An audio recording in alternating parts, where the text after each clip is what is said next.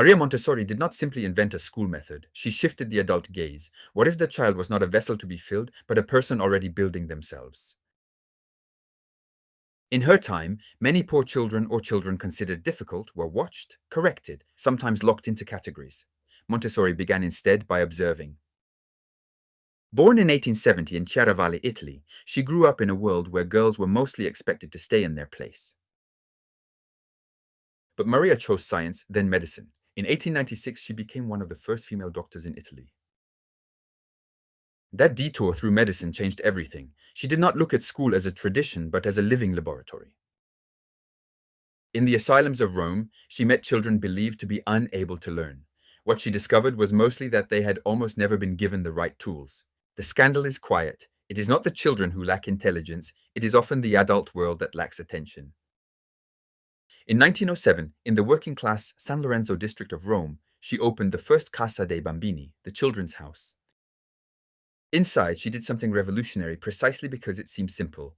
Furniture sized for children, accessible objects, a space prepared for them. In that classroom, the child did not merely receive instructions. They chose, touched, repeated, concentrated. This is one of Montessori's great reversals. Order does not only come from authority.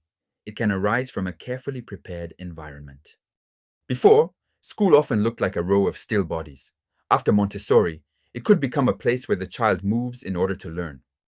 The success surprised observers. Very young children concentrated for long periods, cared for the classroom, and learned to read and write with unexpected speed. The idea traveled fast. Within a few years, the method spread through Europe and then to the United States, carried by books, training courses, and fascinated visitors. In 1915, in San Francisco, a Montessori classroom was even installed behind glass walls. Thousands came to watch children learn differently. But Montessori was not a smooth icon. Her method also drew criticism, too controlled for some, too rigid, not open enough to free play. That nuance matters. Telling Montessori's story does not mean turning her thinking into dogma. It means returning to her strongest gesture, truly looking at the child.